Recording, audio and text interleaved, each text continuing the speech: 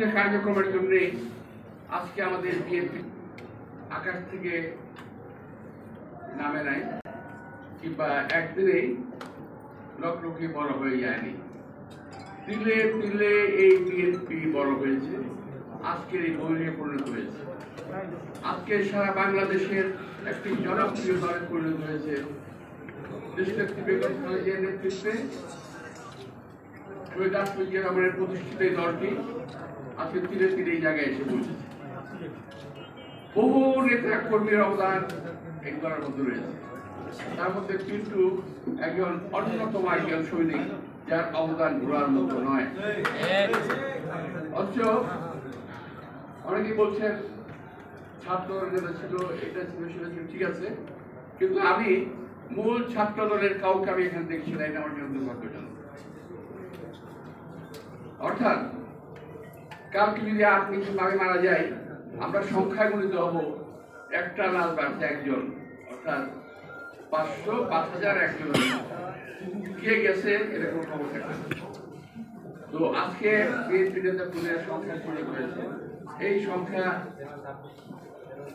করা যাবে না, তাহলে বিএনপি খাটো করা হবে। বিএনপি নেতা কর্মীরা নিরক্ষিত হবে। প্রিয় ভাইরা, পিন্টু সম্পর্কে এখন যেরকম আমরা পিন্টুর কথা মনে হলেই কথা মনে করতে হবে, এরকম কিছু নাই। আর বিষয়টা দলের মধ্যে সেই সংবেদনশীলতা নাই, আমাদের চলে গেছে। কিন্তু এটাকে ফিরিয়ে আনতে হবে। দলের মধ্যে আমাদের ভালোবাসা না থাকে, তাহলে কিন্তু সেই দল বেশি দূরে যেতে পারে না, পারবেও না। দলের মধ্যে পারস্পরিক সম্পর্ক থাকতে হবে, ভালোবাসা থাকতে হবে,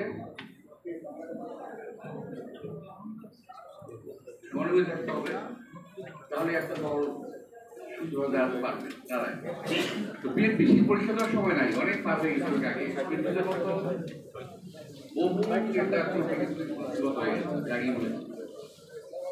তো পিন্টুকে আমি স্মরণ করছি, এবং আমি খুব ভীষণভাবে অভাব বোধ করি যে আজকে পিন্টু থাকলে আমাদের মতো পারতো, আজকে ইলিয়াস থাকলে আমাদের মতো পারতো, থাকলে মতো পারতো। আমার খুব সহকর্মী কিন্তু আমাদের ছিল চলে গেছে, আমি নাম বলতে পারবো অনেক অনেক।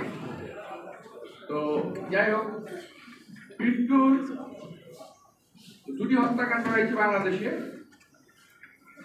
7-8টি হত্যাকাণ্ড যেগুলো হয়েছে, যেগুলো নাকি অলমোস্ট জুডিশিয়ারি কিলিং।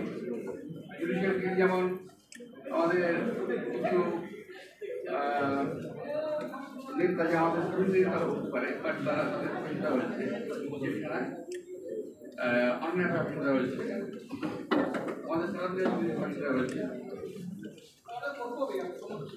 পিন্টুকে ফাঁসি দেওয়া হয় নাই, কিন্তু